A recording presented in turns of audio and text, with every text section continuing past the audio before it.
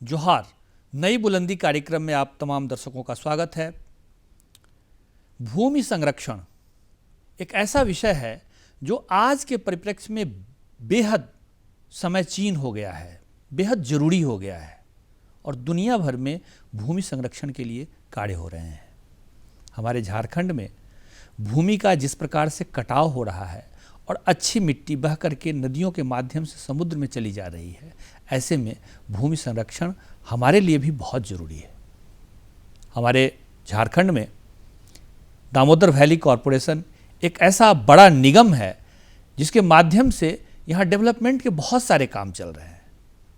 साथ ही साथ Damodar valley corporation अपने कैचमेंट एरिया में भूमि संरक्षण के साथ ही साथ डेवलपमेंट का काम कर रही है। हमारे बीच आज चर्चा के लिए उपस्थित हैं श्रीमान संजय कुमार जी। संजय जी दामोदर वैली कॉरपोरेशन निगम में भूमि संरक्षण विभाग के आप निदेशक हैं। केंद्र आपका हजारीबाग है। आपका बहुत बहुत स्वागत है। धन्यवाद। स्टूडियो में संजय जी, जब हम भूमि संरक्षण की बात करते हैं तो आम व्यक्ति, खास करके जो आम व्यक्ति होता है, वो ये नहीं समझ पाता है कि आखिर में भूमि संरक्षण है क्या या इसको किस प्रकार से करना चाहिए या लेना चाहिए। तो भूमि संरक्षण क्या है? देखिए, ऐसा है कि झारखंड, छत्तीसगढ़ जी, मध्य प्रदेश के कुछ हिस्से, बिहार के कुछ हिस्से, इन राज्यों में जो नदियाँ, झारखंड की परिप्रेक्ष्य में दामोदर नदी जिसकी लंबाई लगभग 540 किलोमीटर तक उसकी लंबाई है अपने उद्गम स्थल से समुद्र में मिलने के पहले, और इन पठारी क्षेत्र से जब ये नदियाँ गुजरती हैं और इनकी बहुत सारी ट्रिब्यूटरीज जब इनमें मिलती हैं तो ये अपने साथ, और इनके प्रवाह की वेलोसिटी इतनी ज़्यादा रहती है, ये अपने साथ जितनी उपजाऊ मिट्टी है वह सब साथ में काट कर ले जाती हैं और अंततोगत्वा हमारी जो ज़मीन है, वो जो सबसे ऊपर की जो मिट्टी होती है वो सबसे ज़्यादा उपजाऊ होती है, उर्वरक होती है, लेकिन वह मिट्टी चली जाती है और हमारे खेत बंजर हो जाते हैं। और आपको बताना चाहूँगा, लोग चंबल घाटी की बात करते हैं।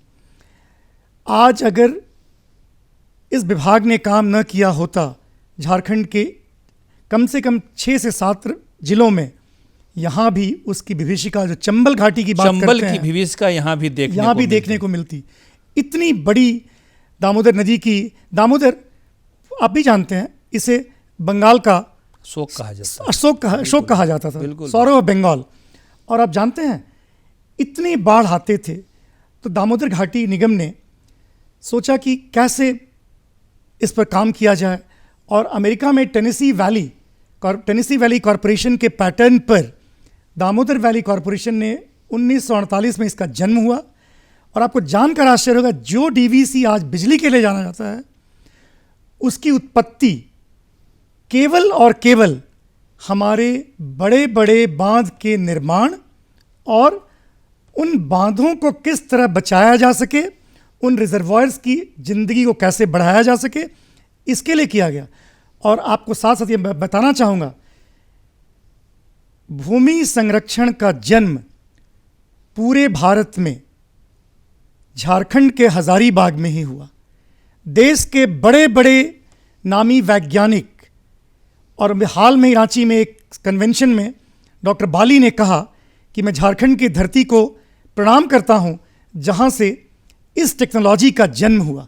ये जो भूमि संरक्षण आज हम सुन रहे हैं जी, या जान रहे हैं जी, उसकी जो टेक्निक डेवलप हुई वो अपने झारखंड में, अपने झारखंड में, और आपको हजारीबाग में हुई। और मैं आपको बता रहा हूं, देश के पुराने कोई ऐसे वैज्ञानिक नहीं थे, कोई ऐसे इंजीनियर नहीं थे जिन्होंने हजारीबाग में काम नहीं किया। और हजारीबाग में एक्सपेरिमेंटल स्टेशन बनाए गए, हजारीबाग में एक्सपेरिमेंटल प्लॉट्स बनाए गए। हमारे पास कोई फार्मूला नहीं था, हमारे पास कोई डिज़ाइन नहीं थी। जो भी डिज़ाइन हम लेते थे, USDA, United states department of agriculture के डिज़ाइन से हम लोग काम करते थे। सारे डेटा को वहाँ पर कलेक्शन किया गया, सारे डिज़ाइंस बनाए गए। और गोंडा और छरवा 2 जगह हजारीबाग के पास है, वहाँ छोटे छोटे स्ट्रक्चर्स बनाए गए, कैसे हम विभिन्न प्रकार के जो हमारी इरोजन हो रहे हैं उनको हम कैसे इफेक्टिवली हम उसको रोक सकेंगे। और ये पूरी इंजीनियरिंग जो डेवलप हुई ये हज़ारीबाग से हुई। और आपको जानकर आश्चर्य होगा कि भारत सरकार के कृषि मंत्रालय ने 1954 में इसका पहला प्रशिक्षण केंद्र हज़ारीबाग में खुला, जो आज तक कार्यरत है। और पूरे देश में जितने भी वैज्ञानिक और शुरू में जो भी नियुक्तियां हुई, सारे लोग 5.5 महीने के लिए हज़ारीबाग जैसे छोटे शहर में आते थे। आप कल्पना कीजिए 1960 का दशक, 70 का दशक, हज़ारीबाग जैसा छोटा शहर, बहुत कम सुविधाएं, 5.5 महीने के लोग आते थे, सारी टेक्नोलॉजी सीखते थे और अपने राज्यों में जाकर उसका प्रयोग करते थे। तो हज़ारीबाग ने सॉइल कंजर्वेशन को पूरे विश्व में प्रसिद्ध किया और भारत में इसके अलावा इसका जन्मदाता कोई नहीं है। मतलब अगर हम हज़ारीबाग को और दामोदर वैली कॉरपोरेशन को ऐसा माने कि भारत में भूमि संरक्षण की जननी है, ऐसा एकदम आप सही कह रहे हैं। और मैं आपको और एक चीज़ बताना चाहता हूँ। जी। इस वर्तमान प्रधानमंत्री हमारे नरेंद्र मोदी जी ने अपने कार्यकाल के शुरुआत में जल संरक्षण पर बहुत जोर दिया और उनका एक मिशन है कि पानी के प्रति हमें इतना सजग होना है, हमें पानी का संरक्षण करना है। आपको जानकर आश्चर्य होगा, मैंने कई प्लेटफॉर्म पे ये कहा है, जिसकी कल्पना लोगों ने, बाकी ऑर्गेनाइजेशंस ने 2090 के दशक में की, हम लोग जल संरक्षण का कार्य 1950 से आरंभ किए। और जब कार्य आरंभ किए तो पहले क्या है, इसका यूनिट था काम करने का कैचमेंट, वो बहुत बड़ी यूनिट थी, 5-7 साल काम किया। हमने लगा नहीं, हमारी चीज़ें जो इम्पैक्ट डालना चाहिए वो डाल नहीं रही हैं।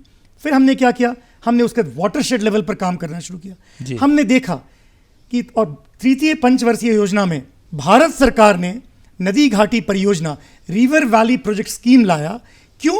हमारे जितने बड़े बड़े जवाहरलाल नेहरू के ज़माने के बने हुए जितने डैम थे, उन डैम की लाइफ, किसी भी डैम की लाइफ इस रूप से उसका ह्रास हो रहा था कि ऐसा लगा कुछ वर्षों में ये डैम बचेंगे ही नहीं। तो तृतीय पंचवर्षीय योजना में भारत सरकार ने रिवर वैली प्रोजेक्ट स्कीम लाया और कृषि मंत्रालय के अंतर्गत जितनी नदी घाटी परियोजनाएं थी, भाखड़ा नांगल हो, हीराकुद हो, सब जगह, कोशी हो, हर जगह ये परियोजना लागू की गई। और दामोदर घाटी निगम झारखंड राज्य का, उस समय बिहार था, बिहार के लिए ये प्रोजेक्ट इंप्लीमेंटिंग एजेंसी थी। और आपको मैं एक छोटा सा उदाहरण दे रहा हूँ, इसकी एक टेक्नोलॉजी है टाटी टेरेस। आपने सीढ़ी नुमा खेत देखा होगा जी। हम क्या करते हैं, उस स्लोप को कम करके सीढ़ी नुमा खेत दिखाते हैं, जो आप हिल्स में देखते हैं जैसे खेती होती है। आपको जानकर आश्चर्य होगा, हमने अपने कॉलेज के ज़माने में पढ़ाई की थी टाटी टेरेस। मैं हाल के दिनों में नेत्रहाट से लौट रहा था, अभी कुछ दिनों पहले, तो मुझे मेरे किसी बहुत सीनियर ने बताया, जो रिटायर हो चुके हैं, उन्होंने बताया कि तुम कहाँ से लौट रहे हो? बोले तुम जिस रास्ते से लौट रहे हो वहाँ रास्ते में एक टाटी गांव पड़ता है। दामोदर घाटी निगम ने 1950 के दशक में वहाँ उस टेक्नोलॉजी को डेवलप किया और पूरे भारत में वो टाटी टेरेस के नाम से जाना जाता है। वो स्कूल ऑफ थॉट, वो टेक्नोलॉजी जो है पूरे उसका प्रसार पूरे भारत में हुआ, उस टाटी गांव में उसकी टेक्नोलॉजी डेवलप की गई। और आपको बताएं, अच्छा, मतलब संजय जी, मतलब ये तो दो बातें हम लोगों को ध्यान में आया कि जल संरक्षण की बात हो या भूमि संरक्षण की बात हो, तो इसकी जननी कहीं न कहीं हमारा झारखंड और दामोदर वैली कॉरपोरेशन है। तो ये दामोदर वैली कॉरपोरेशन तो एक बड़ा प्रोजेक्ट है, हमको लगता है कि 2-4-5 डैम तो इसके होंगे ही। तो डैम का जो कैचमेंट एरिया है, इसके डेवलपमेंट का क्या मॉडल है आपके पास? देखिए, मैं बता रहा हूँ आपको जी। हम लोगों ने 4 डैम बनाए जी, मैथन, पंचेत, तिलैया और कोनार जी। और ये चारों विशाल डैम बनाए गए, जिससे कि बंगाल में जो विभीषिका हो रही थी वो रुके और झारखंड में हमारा एक औद्योगिक विकास हो सके। पानी के बिना हमारे पास कोयला है, मतलब हमारी जो सरकारें थी वो एक मतलब प्रोजेक्ट से 2 तरह का डेवलपमेंट का काम किया। एक तो बंगाल को सुरक्षित किया जल प्रलय से, और दूसरा झारखंड को, यानी उस समय का जो बिहार है, वहाँ पर औद्योगिकरण को बढ़ावा, औद्योगिक विकास। बिल्कुल, क्योंकि औद्योगिक विकास बहुत उस समय हमारी प्राथमिकता थी जी। बिल्कुल। और औद्योगिक विकास के लिए जल के बिना कोई विकास नहीं, संभव ही नहीं है। तो हमने 4 बड़े बड़े डैम बना दिए और हमने बनाया कि मेरे इस डैम की लाइफ, हर डैम की एक अलग अलग लाइफ निर्धारित की गई। और जब पहली बार उसमें पानी आया, वो अपने साथ जब मिट्टी को लेकर आया और उसको जब देखा गया, उसको जब मेजर किया गया, तो हमने देखा कि ये हमारे सारे डैम, कोई भी डैम 50 वर्ष से ज़्यादा नहीं चल सकते हैं। ऐसी स्थिति में सारे वैज्ञानिक, सारे इंजीनियर सर पर हाथ रखकर बैठ गए कि अब क्या होगा। और आप जानते हैं, इन डैम के निर्माण से बहुत बड़ी एरिया में विस्थापन की समस्या हुई। बहुत सारे गांव जलमग्न हो गए। उसी विषय पर ये कैचमेंट एरिया का जो डेवलपमेंट है उसका क्या मॉडल है ये अपने दामोदर हाँ, तो दामोदर घाटी निगम ने जहां जहां ये सारे डैम बनाए, यहाँ की जमीन, पठारी जमीन, प्लाटू एरिया जिसे कहते हैं हम जी, और झारखंड में जहां चले जाइए, टाण शब्द से आप भली भांति परिचित होंगे। और टाण में खेती बाड़ी, थोड़ा बहुत मड़ुआ लग जाए, जौ लग जाए, बाजरा लग जाए, और एकमात्र खेती यहाँ धान की होती थी। यहाँ तो रबी में खेती के बारे में कोई जानता ही नहीं था। बिल्कुल। और हमारे जो डैम बने थे, इनसे सिंचाई की सुविधा आसपास के काफ़ी सीमित क्षेत्र में थी। लेकिन हमने एक प्लानिंग किया कि अगर डैम को बचाना है तो कैचमेंट एरिया ट्रीटमेंट प्लान बनाया गया। और हमने जैसे आपको बताया कि शुरुआत की हमने कैचमेंट से, फिर हम आए वाटरशेड पे, फिर हम आए मिनी वाटरशेड पे, और हमने हर समय अपने को एसेस किया कि हमारे काम का इम्पैक्ट क्या हो रहा है। ये जो कैचमेंट एरिया वाटर की जो बात, ये क्या है डेवलपमेंट? देखिए, क्या है कि कोई भी नदी का विशाल एरिया, पूरे नदी के एरिया को आप ट्रीट कर रहे हैं जी, तो एक कैचमेंट एरिया पे बहुत माइन्यूटली आप काम नहीं कर सकते हैं। जी। तो हम लोगों ने जब काम करना शुरू किया, हम लोगों ने माइक्रो वाटरशेड लेवल पर काम करना शुरू किया। 17.5 लाख हेक्टेयर एरिया जो हमारे दामोदर घाटी की, जिसको हम अपर वैली कहते हैं, उसमें से 11.5 लाख हेक्टेयर भूमि संरक्षण, भूमि क्षरण की समस्या से ग्रसित था। हम लोगों ने इसमें 716 माइक्रो वाटरशेड बनाए और छोटे छोटे यूनिट्स को लेकर हमने काम करना शुरू किया, जिससे कि इसका इम्पैक्ट लोगों पर दिख सके, समाज में दिख सके, और सोशियो इकोनॉमिक इम्पैक्ट सबको विजिबल हो सके। मतलब आपका कहने का मतलब ये है कि जो कैचमेंट एरिया में जो विस्थापन था स्वाभाविक है, एक जगह से दूसरे जगह लोग जाएंगे ही, डैम बनेगा तो विस्थापन एरिया में भूमि संरक्षण भी की समस्या थी, और दूसरा था कि भाई वाटर भी नहीं था जिसे वो खेती करते। तो ये दोनों टेक्नोलॉजी उनको आपने बताया। हम लोगों ने शुरुआत में, आपको विश्वास दिलाना चाहता हूँ, हम लोगों ने शुरुआत में लैंड डेवलपमेंट किया। जहां जहां हम लोगों ने लोगों का विस्थापन किया, हम लोगों ने लैंड डेवलपमेंट का काम 1950, 51, 52, 55 के दशक में हम लोगों ने जहां लोगों को बसाया, हमने पहले लैंड डेवलपमेंट का काम शुरू किया। अच्छा। और लैंड डेवलपमेंट के बाद हम लोगों ने वहां की सॉइल इरोजन की समस्या को देखा, और हम लोगों ने वैसे जगहों का चयन किया जहां हमें उन्हें जल की उपलब्धता सुनिश्चित करा सकें। और छोटे छोटे नाले, हमारा कंसेप्ट था गांव की मिट्टी गांव में, खेत की मिट्टी खेत में, और गांव का पानी गांव में। और हम लोगों ने ये सोचा, देखिए आपको एक छोटा सा उदाहरण दे रहा हूँ, वो कर पाए मैं बता रहा हूँ। 1000 मिलीमीटर मान ली आपकी बारिश होती है, झारखंड में 1100-1200 मिलीमीटर बारिश होती है। और जब बरसात के बाद जब पानी बह के जाता है तो हम लोग उसको नापना शुरू किए, और पूरे झारखंड में हम लोगों ने 100 जगह पर नापना शुरू किया कि कितना पानी बह कर चला जाता है। हमने देखा 700-800 मिलीमीटर पानी चला जाता है। हाँ, वो तो है। और अब जब हम लोगों ने काम शुरू किया, 90% पानी चला जाता तो हम लोगों ने जब काम शुरू किया तो हम लोगों ने उन्हीं जगहों पर जहां हम काम कर रहे थे, हमने उसकी मेजरमेंट लेना शुरू किया। हमने देखा जहां 700-800 पानी चला जाता था, वहां 300, 400, 200 जा रहा है। इसका मतलब यह हुआ कि हमने उतने पानी को हमने बाहर जाने से रोका। और मैं एक छोटा सा एग्जाम्पल, आपको उदाहरण देना चाहता हूं। आज विनोबा विश्वविद्यालय है जी, वहां जैसे ही घुसेंगे वहां पर आपको 2 जल संचयन संरचनाएं मिलेंगी, और आज यूनिवर्सिटी में पानी की समस्या का समाधान उन संरचनाओं से हुआ। हमने ये भी आप ही लोगों का किया हुआ? हमारा ये किया हुआ है। मैं आपको बता रहा हूँ, गया में आज आलू, झारखंड के हजारीबाग के पास इचाक एक जगह है जी, वहां हम लोगों ने ऐसे छोटे छोटे 9 स्ट्रक्चर बनाए। आप विश्वास नहीं करेंगे, मैं आपको दिखाना चाहूंगा। आज वहां से आलू के मौसम में, और वहां आलू तब उसकी पैदावार होती है जब कहीं आलू मार्केट में नहीं दिखता नहीं होता है। और गया रोज असंख्य ट्रक जा रहे हैं अपने हजारीबाग से। हजारीबाग के इचाक में। और हम बता दें, हमने काम झारखंड के 6 जिलों में किया है, गिरिडीह, कोडरमा, चतरा, बोकारो, जामताड़ा, देवघर का कुछ हिस्सा, और हम लोगों ने माइक्रो वाटरशेड लेवल पर काम किया है। और मैं आपसे बताना चाहूँगा, हमने लगभग 17,000 जल संचयन संरचनाओं का निर्माण किया, ये अपने झारखंड में, अपने झारखंड में। और ये दामोदर वैली कॉरपोरेशन ने किया। और इसमें बता रहा हूँ मैं बात, हमने मान लिया 1950 में बनाया, 55 में बनाया। इन स्ट्रक्चर्स की लाइफ होती है 20 से 25 साल, 30 साल।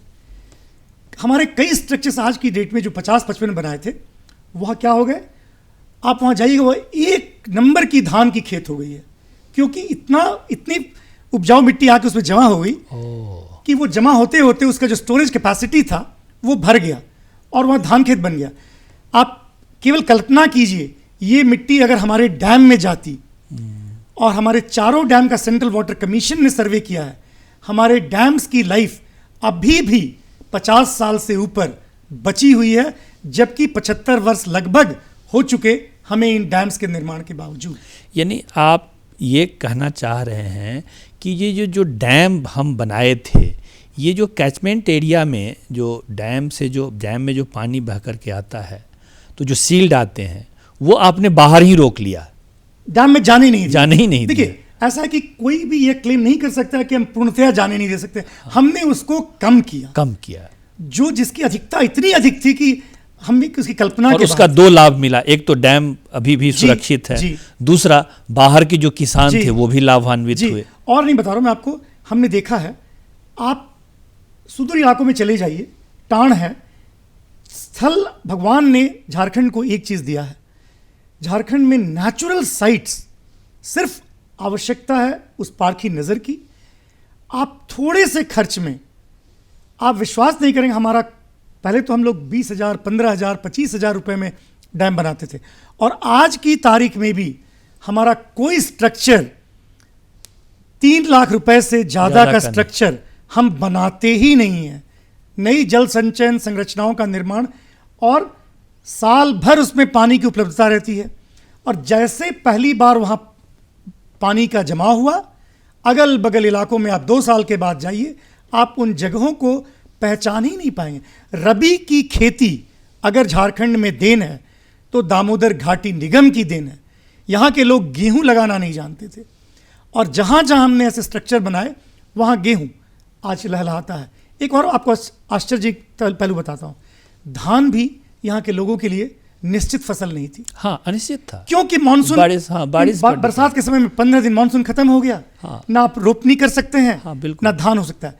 लेकिन भारत सरकार की टीम ने दौरा किया है सुखाड़ के समय भी, जहां जहां हमने ऐसे स्ट्रक्चर बनाए थे वहां वहां धान की रोपनी हुई, और हमने धान को तो एश्योर कर ही दिया, और साथ ही साथ रबी की खेती और सब्जी की खेती। आप कल्पना कीजिए, खेत में ऐसी सब्जियां उगा रहे हैं, बाहर लोगों ने जाना बंद कर दिया है, उनके स्कूल नहीं थे, स्कूल खुल गए, और इकोनॉमी में जो चेंज आया है दामोदर घाटी। मैं तो बता रहा हूं कि शुरुआत में 1950 के दौर में किसान अपने खेत में खाद भी नहीं छींटना जानते थे। हमारा आज जो एग्रीकल्चर यूनिवर्सिटीज़ में एक्सटेंशन विभाग है, उस एक्सटेंशन विभाग का यही काम है। हम लोग 1950 में, देखिए 1950 में हजारीबाग में एक मल्टी डिसिप्लिनरी अप्रोच, जो बाद में कृषि विश्वविद्यालयों में हुआ, हमारे यहाँ ये डिपार्टमेंट जो खुला, इसमें engineering, extension, forestry, soil science, agronomy, मतलब सब कंपाइल करके सारी, और सबका हेडक्वार्टर हजारीबाग था।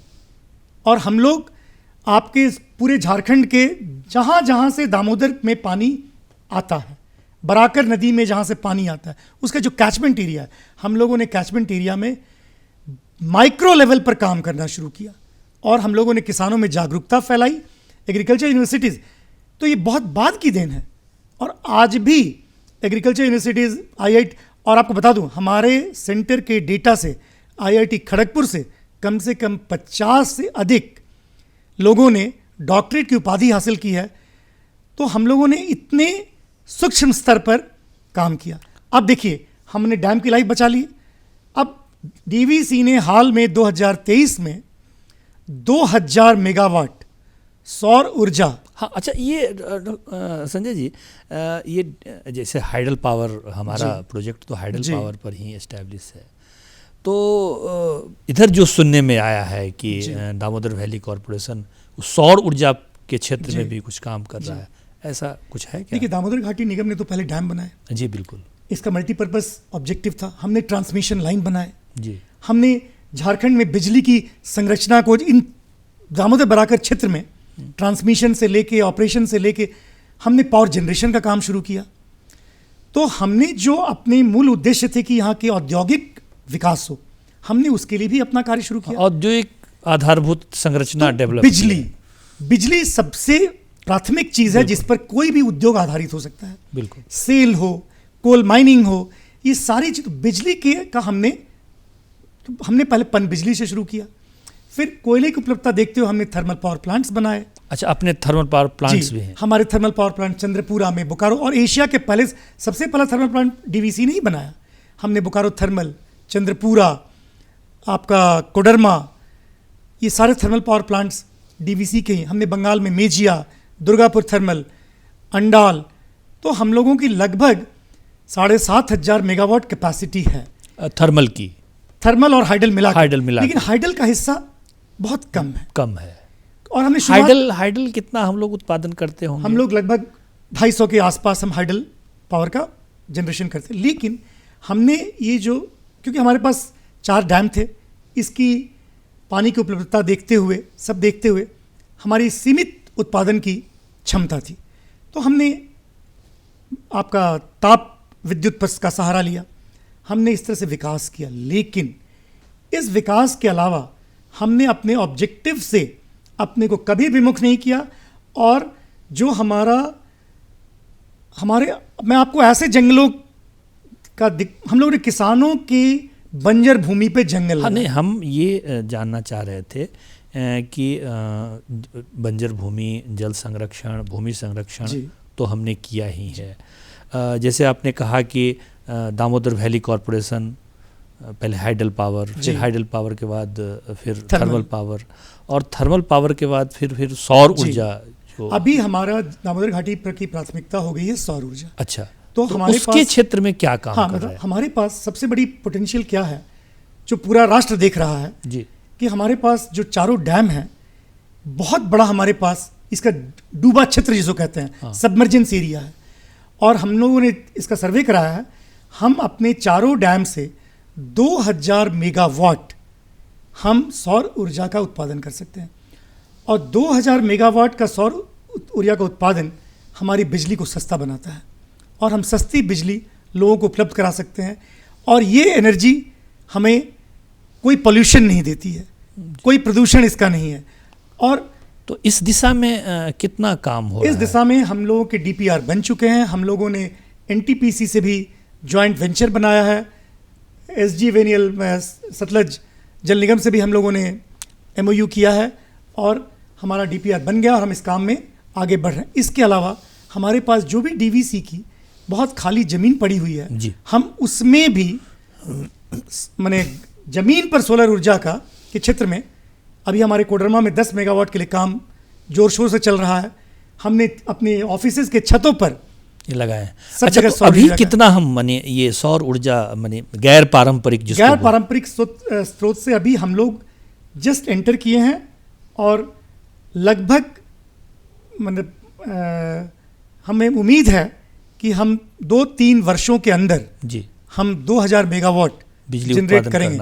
और आपको बता दें, हमारा एक पंप स्टोरेज है लुगु पहाड़, एक जगह है बोकारो थर्मल के पास। जी, वहाँ पर हम पंप स्टोरेज से हम पानी को ऊपर एक जगह स्टोर करेंगे, और पानी को हम ऐसे रिलीज करेंगे कि उससे हम बिजली का उत्पादन कर सकें, जिससे पानी व्यर्थ नहीं होगा। तो इस पंप स्टोरेज की भी हमारी एक महत्वाकांक्षी परियोजना है। वो भी हमारे करीब 1500 मेगावाट की परियोजना है। अच्छा, वो भी बड़ी परियोजना है? वो भी बड़ी परियोजना है, लेकिन उस परियोजना में थोड़ी सी हमें स्थानीय समस्याएं आ रही हैं। उसका भी सर्वे का काम चल रहा है।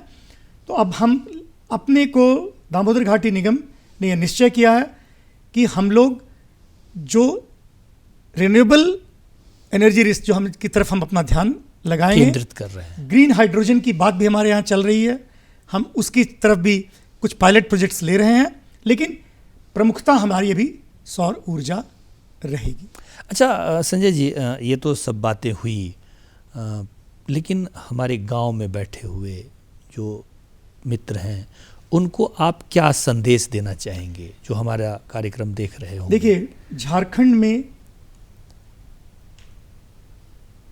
खनिज तो सब जानते हैं जी, औद्योगिक विकास जो हो रहा है, लेकिन मैं जो झारखंड में जिन संभावनाओं को देखता हूं, ईश्वर की बहुत बड़ी देन है कि अगर इसका हम देखेंगे किसी भी नक्शे पर, किसी भी नदी, भूल जाइए दामोदर बराकर, स्वर्ण रेखा की ले लीजिए, नहीं, चंद शब्दों में हम संदेश क्या देना हम चाहिए? संदेश देंगे, आपके पास कृषि आधारित अर्थव्यवस्था की तरफ हमें जाना है, और कृषि आधारित अर्थव्यवस्था के लिए जल सबसे आवश्यक है, नितांत आवश्यक है, और आपके पास असीमित संभावनाएं हैं बरसात के जल को असीमित संभावनाएं हैं। जल संरक्षण और भूमि संरक्षण की संवेदना होनी चाहिए, और झारखंड में अपार संभावनाएं हैं और इस संभावनाओं को एक्सप्लोर करने की ज़रूरत है। संजय जी हमारे स्टूडियो में आप आए, आपका बहुत बहुत आभार, बहुत बहुत धन्यवाद। ऐसे ही विषय को लेकर के हम फिर आपके सामने उपस्थित होंगे। तब तक के लिए अपनी टीम के साथ विदा चाहते हैं, विदा लेते हैं। जोहार। जोहार, बहुत बहुत धन्यवाद सर।